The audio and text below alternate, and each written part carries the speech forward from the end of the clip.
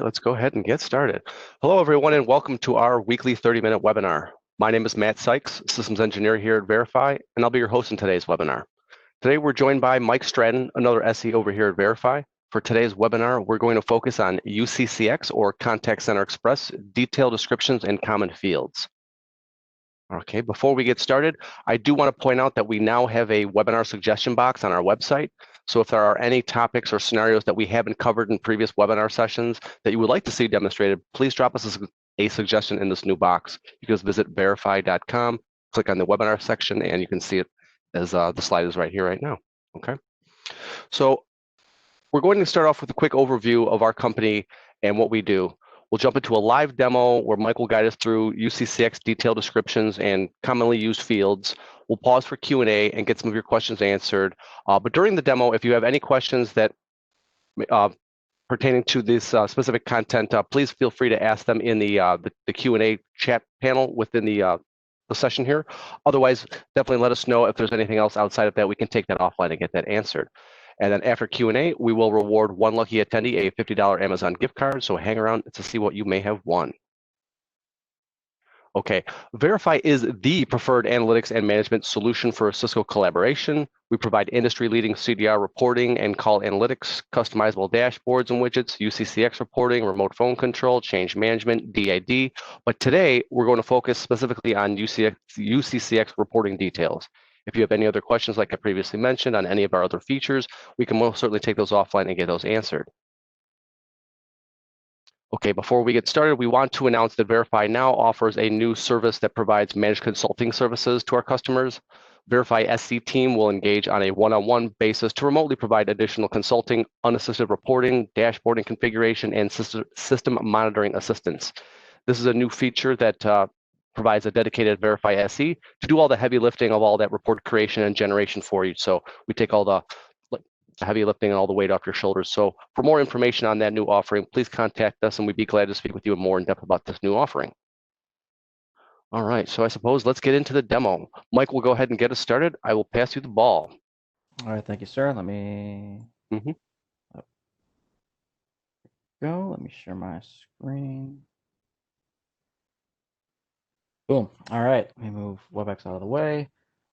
All right, thank you everyone for joining us today. What I'm going to be kind of covering is, or what I will be covering is the CCX detail columns in our reporting. You'll see them if you create either like an agent report or a CSQ-based report. They're the same columns. So I'll just jump in kind of, for example, here under the call detail sections. If you turn it on, I'm looking at all these columns right here. There's a lot of them. They're the same whether you pick a CSQ or an agent-based report, and they're kind of grouped into like three sections. The contact call details, these are kind of like the general broad columns that any call record or any call that comes with the CCX or in or out should have these fields available. Whether or not they're populated depends upon what's contained in any of the columns. Then we've got the agent connection details. These details will cover the agent information if the call was connected to an agent. And then at the bottom, the contact queue details. These will cover or contain information if the call was queued or sent through a queue. So a lot of these, or all these fields really come from the historical reporting database in the CCX. So this is kind of Cisco's data. They decide what goes in there. I'm working with a lot of their schema definitions and everything else that they kind of have available kind of all over their documentation to kind of put together what's in these fields. And then on top of that, I've kind of added some of my own information as to what we've encountered. Once I go through all this, I'll kind of show you kind of what I select, because a lot of the reports that we build, or I would say a good 95-96% of the reports that we build are reports where we're looking at inbound call data into a CSQ, where we kind of want to see which agent took the call. So my final report will kind of focus on that. But you can definitely use this data to look at inbound, outbound, or internal calls. So with that, I built the report. I selected every column that's available, and we'll kind of go through them left to right. If you have any questions, definitely toss them in the Q&A section. So let's get started. The first two, account number and caller entered digits. These two fields are kind of similar in the sense that they both rely on you or the script in the CCX to prompt the caller to enter in a number. So you can prompt a caller to enter in their account number. If you do, it'll be in this column here. If you prompt them to like enter their phone number, it'll be contained in this field here now. So this sample data that we have, the system it came from, they weren't prompting us, so these columns are going to be blank. But sometimes people select caller, enter digits, thinking this is the number that the person dialed to enter your phone system. That's not the case. This is just if you prompt them, say, hey, enter your phone number so we can identify you. That's what this field's for. So next to these two columns, you have called number and original called number. These kind of also sound like they'll identify the number that was dialed by the person, or at least contain the number that was dialed by the person. Not the case. So called number is kind of close though. It'll show you the like the telephone number assigned to the device that the call was presented to, or if it came through a route point, which most of your CSQ calls are going to do. This field shows like the directory number associated to that route point. So in this case, these are the DNs assigned to the route points, because these are our incoming calls into our queue. The original called number kind of acts the same way as the original called party number in the UCM CDR. And it's pretty much the same thing as the called number too. So the original called number is either the telephone number dialed by the caller, if it's an outbound call, so like an agent is placing a call either to another agent or out to the PSTN, or it's the directory number to which the call was routed to if it came in from like the outside world. So in this case, these numbers are coming from these calls are going to a route point. Same thing here. That's why you're seeing the same number. So these numbers can be really helpful if you want to identify maybe which route point the call hit before it was queued and then eventually presented to an agent. So I've got these four here. These are all here together because they're all yes or no columns. So we have like flow out, conference, redirect, or transfer. Just tells you if the call was a flow out call, conference, redirect, or transfer, either yes or no. Flow out is when the call flows out of the CCX. So think of it like if the call goes to voicemail or the call goes just to anywhere outside of the CCX environment, but usually within the your telephony environment. Conference will tell you yes or no whether or not the call is conferenced. Redirect will tell you if the call is redirected. And transfer will tell you if the call was was transferred or not. And then contact type is kind of misleading on its name, but it's a really great column to have. It's call type. It tells you if the call is incoming, outgoing, and there's also next to it the contact type code. So you'll see a lot of this, especially with like any sort of like SQL database where you have a code that identifies another field. So in this case, your contact type code is 1. It identifies the call as incoming. There's a couple different contact types. 1 is incoming, 2 is outgoing, 3 is internal, 4 is redirect in, 5 is transfer in. Then you have like 6 is preview outbound, 7 is IVR outbound, 8 is agent outbound. So most of the time, it's either going to be like 1, 2, or 3, incoming, outgoing, or internal.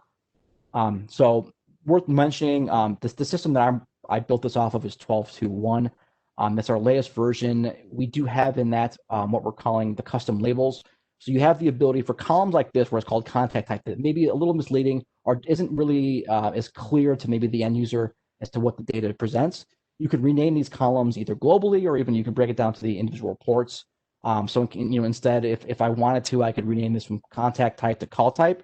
So if you're interested in seeing that feature, let us know. It's available in 12.2. You can download it straight from our website, or if you want some help installing or upgrading, just go ahead, give us a shout at support@verify.com. So moving on, the next kind of 3 columns that are related to each other are the application columns. You have, much like the contact type, you've got the application ID, which is a numerical value that identifies the application. So if a call is processed through an application in the CCX, we'll be able to identify which application processed the call. So in this sample data, the Acme routing application was the only application available, so everything is going to be a 6 with the Acme routing. Now, the application task ID is a little bit different, where it identifies the task that is associated with the call or the call leg. So every call that goes through an application should be assigned an application task ID. Cisco says they should be unique, but as we see here, this call is related because it contains the same application task ID. And I think this call it came into an agent, and then they didn't answer, so it bounced back and then was represented to a different agent.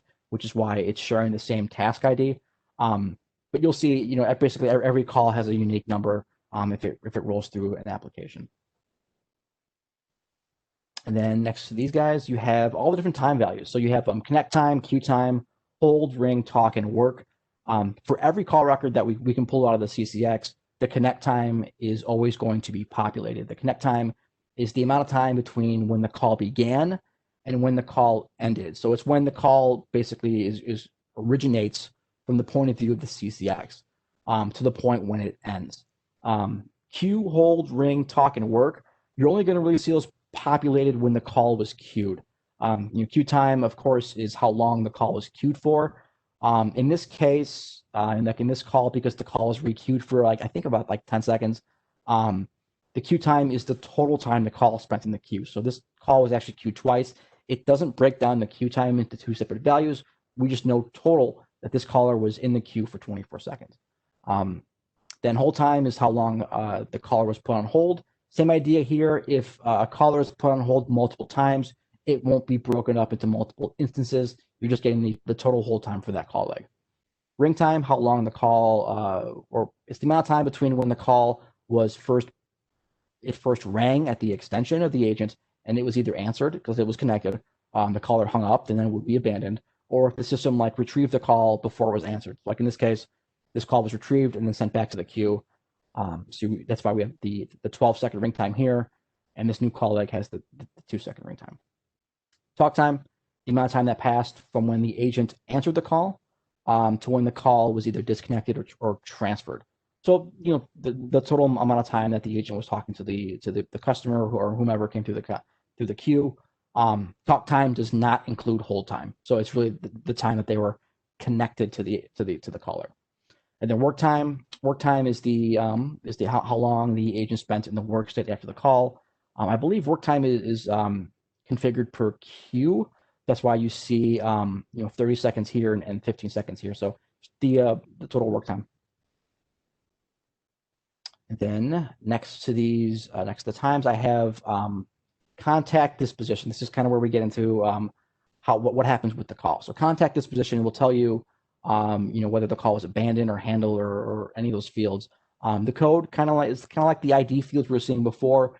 This number identifies the text in this column. So 2 is handled, 1 would be abandoned, 3 would be do not care, 4 would be aborted, and 5 through 22 would be rejected. And then the last one would be 99. A value of 99 means the call was cleared. So what's cool about this, though, is if your call was either rejected or aborted, you can select the disposition reason column, and it'll be populated with the reason why your call was either aborted or rejected. So if you're seeing a lot of rejected calls on the CCX, definitely toss in the disposition reason column, and it'll kind of give you an idea as to what's going on. All right, start and end times. So Cisco provides us 2 different sets of start and end times. You have the contact start time, and the contact end time. These 2 go together. The contact time is when it's when the call initially begins. So it's before the call is even queued. It's when the call first originates from the point of view of the CCX. So if it's an inbound call, it's when it first originates. If it's an outbound call, it's when the agent places the call. Contact end date and time is when the call is completely finished from the point of view of the CCX. The other 2 timestamps are from the point of view of the agent.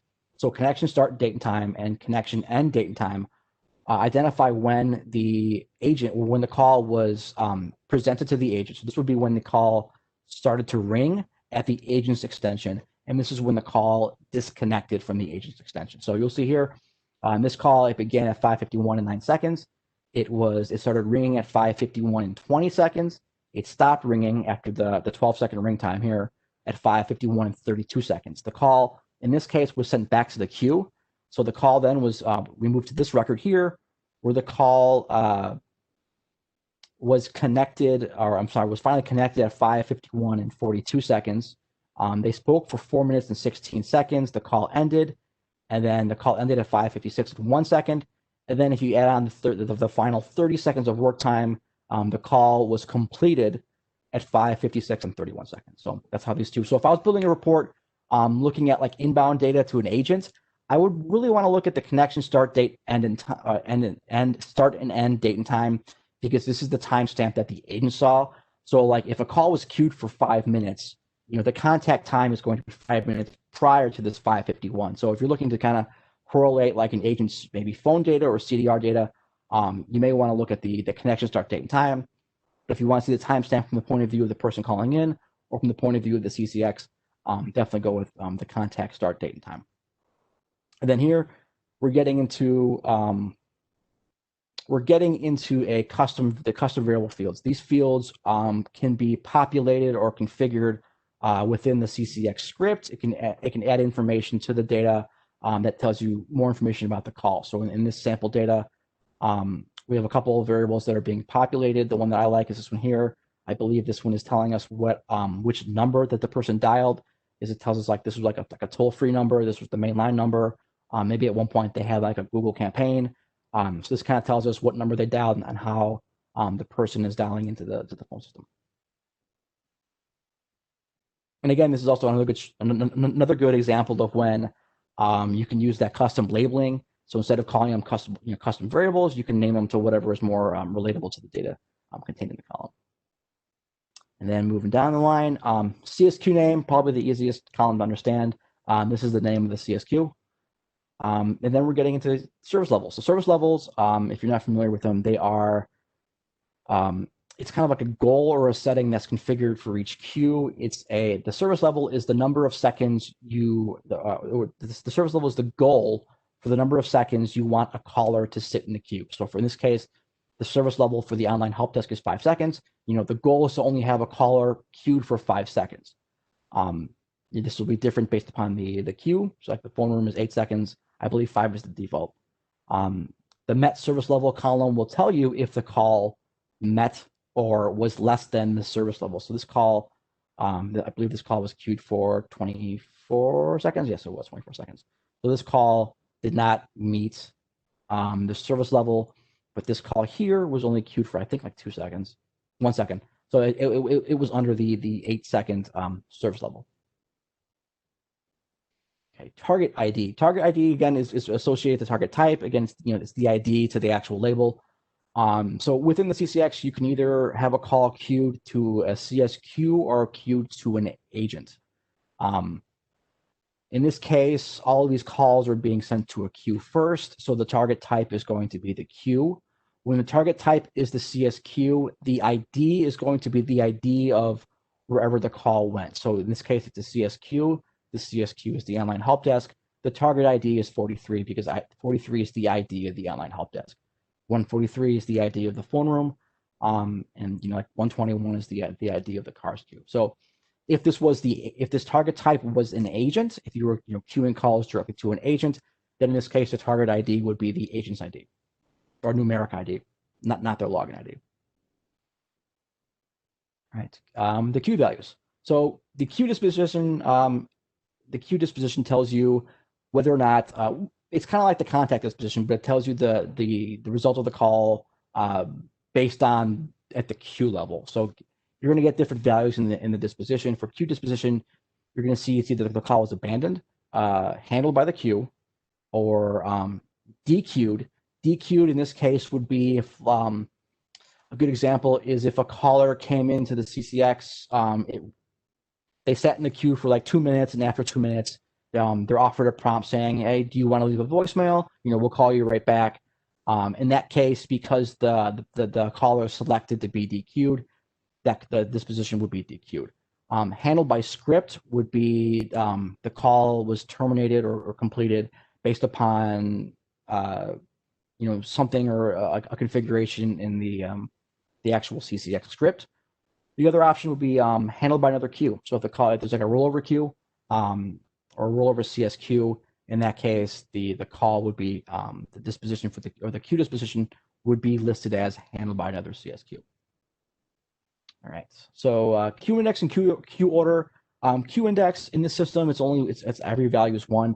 Queue index is just it's like an index. Cisco's description is a new index created whenever a call is conference to a CCX route point. That's not happening here, so I don't have any examples to show. Everything is just one. Queue order is the order of the call in the queue. And this, I think in this data, everything's just listed as a 1. All right, then we're into the first set of the agent fields. The queued agent extension, the login ID, and the agent name, these are all associated to each other. This depends really on the target type. So if your target type is agent and not CSQ, which is not happening in this data, then the agent that the call was queued to would be displayed in the name and the ID and the extension would be displayed in these 3 columns. So if you're looking for the agent name of the call or the agent that took an inbound call that came through a queue, you're not going to see it in these columns. This is only if the calls are being queued to the agent directly. Call result is only going to be populated on outbound dialer calls. So in the system, they're only taking really inbound call traffic from the queue. So if it's an inbound call or a non-outbound call, the call result will be unknown. And then the call result code is linked right to this call result. Call wrap-up data, if you're using wrap-up codes in your CCX environment, the wrap-up data would be present here. This field was added after the CCX reporting came out. So if you're looking for it and you're not seeing it, just go ahead, upgrade to the latest version, and you should see it as an available column. Session ID, sequence number, these two kind of tell you it's kind of like a unique ID for the call. So it links call records together. Think of it, I hate to say this, but cradle to grave. Session ID can be used to kind of link calls to see if there's multiple legs to a call. So all the calls, this call leg led to this call leg, they share the same session ID. Session sequence number, a little bit different. It kind of comes into play. According to Cisco, each sequence will be assigned a unique identifier. So if I were to scroll down, you would see a couple calls that were transferred around or bounced around a little bit. You would start to count 1, 2, 3, and 4. For whatever reason, this call scenario, Cisco doesn't see it as a unique session. Maybe because it wasn't transferred or redirected, because it was just kind of requeued. So in this case, Cisco's only really seeing it as 0. So their documentation, so that their description is a little bit off. But really, if you're, if it's creating multiple sessions or sequences, you will see it start to increment. All right, get towards the end here. The destination values, kind of like the queued agent names, these destination agents or values are all going to be determined, or what's in these fields will all be determined upon the destination type. So your destination type is going to be one of 3 values. 1 would be an agent, 2 would be a device, and 3 would be unknown. So if the call was presented to an agent directly, your destination type would be an agent. This is kind of like with I see it populated as an agent more so for calls that were transferred in. And then your destination type of a device is if it hit a CTA route point, which all these calls are you're seeing. And then the disposition code, or I'm sorry, the destination type of unknown would be if the call was going out, to the PSTN or out to a device that's not really recognized by the CCX. So in this case, your destination type is device because the calls are hitting a route point first, which is why these destination agent extension columns are blank. And then the destination DN in this case is going to be populated with the CTI port number. But if it was going to an agent, then you would see the agent extension in this column. All right, originator values. Same idea as the destination values, but it's on the opposite side of the call. So these all kind of are all based on what the originator type is. Again, agent, device, or unknown. If an agent is placing the call, your originator type is agent. If the call is, I think device is kind of, if you're doing a test call, so you won't see those a lot. But it's more like an automated test call. But the originator type of unknown, you're going to see unknown when the call is coming from a gateway. So inbound calls will have an originator type of unknown. So in this case, these are all calls that came into a queue. They're all inbound calls. The originator agent extension is going to be blank, and all the accompanying fields, these are all blank. If this was an outbound call or an internal call, you should see an agent extension in this field. The DN field, though, this is your caller ID. So again, if you're doing custom labels, it might be smart to rename this field as caller ID, phone number, something that can, is maybe a little more easier to understand than just originator DN. All right, last set. Your connected agent. This is kind of what we're looking for if you're building an inbound call report where you're looking at, which agent received the call, which agent was the call kind of presented to. So in this call, we know this call was kind of like redirected or diverted. You're seeing it as, so the call came in, it went to Don. It was probably requeued because Don didn't answer. It was requeued, and then Don actually ended up taking it the second time it was presented to his extension. So if I was building like an inbound call report, looking at the queued calls and which agent received the calls, the connected agent, either extension, agent ID, login ID, or the agent name would be what I would kind of focus in on to see who answered the call. So, and that kind of, I think that's it for the columns. The report that I put together, looking at the detailed data, I kind of put this together right before the call. If I was looking at inbound queue data, I would show you kind of start off with the connected agent name. This will identify who answered the call. Again, there's those two calls to Don. I would show their extension number, kind of maybe help identify who answered the call. The connection start date and time. I want to see when the agent became involved with the call. So I don't really care about when the call started from the CCX point of view, because if I have to talk with Don or see what Don's schedule was or when the calls came in, or any agent, I want to see when they received the call. Originator DN, caller ID, it's good to have. Queue name, I can see what queue the call came through. Custom variable 4, I don't know exactly what this data means. It's not my system, I didn't put together the script, but this looks important and it's good information. If it's good information, I will definitely include in the report. It's always good to have queue time, ring time, talk and hold time, and then wrap up data if we were using it. If I want to see, if the agent is transferring the call, yes or no, how many calls were transferred. So I know this call here, this call was transferred. Miguel transferred this call, and then queue disposition. Was the call handled or abandoned? Most of the time, if you're looking at calls that were presented to an agent, they're going to be handled. Really, if the only time you'll get like a abandoned call was if the caller disconnected. Well, let me reset that. If a call is abandoned at the agent, like in this case, this means that the person hung up while the call was ringing at the agent's extension. So it looks like the call rang for 1 second, and then the call was disconnected. So I think that covers it. I know it's a lot to kind of go over. It's a lot, but hopefully in the next week or so, I know we've been asked for some sort of documentation on our knowledge base. I will be taking all the stuff that I researched to put together this webinar, and I'll be you should see a new article up there within hopefully by the end of next week. So, all right, Matt, back to you. Fantastic, Mike. Great job as always. That was definitely a lot of CCX content there. A little bit of a tongue twister for you. Okay, so we're moving into the Q&A section of the webinar. I do know that time is a little sensitive here, but Mike, we do have a couple questions I do want to post to you here. The first one comes from David. It says, if an agent transfers a call to voicemail, would I see a flow out, redirect, and transfer? I would expect to see, at the very least, a transfer and a flow out. It shouldn't be redirected. I mean, if the call was presented to an agent and it was, no, I mean, from this in the Cisco CUCM data, it would be a redirect. But in the case where if an agent actually transfers a call to voicemail, it should be a transfer and then with a flow out. And I don't think I have any in this situation that I can key off of, but yeah, I would expect to see at the very least a transfer and flow out. Okay, awesome. Thank you.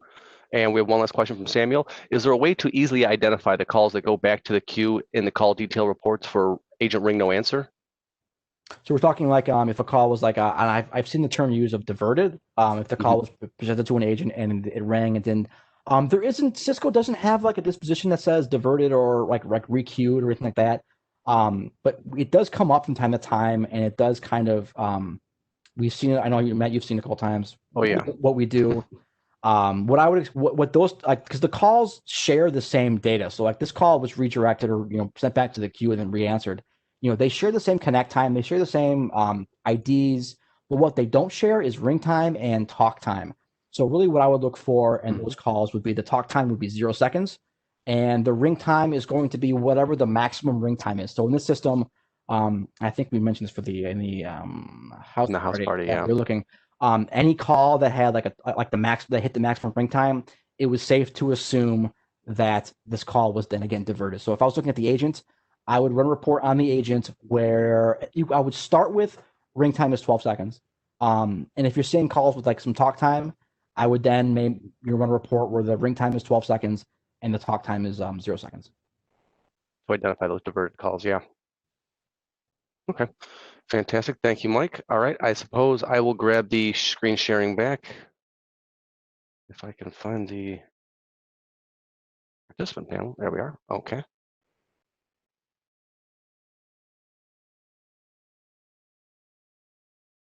All right, how come it hasn't taken it back for me yet? I lost my participant panel. I think I just gave you back presenter privileges. Perfect, thank you. I can share out. There we are. All right, so we've covered the Q&A. So I suppose the moment we've all been waiting for, the winner of the $50 Amazon gift card goes to, drumroll please,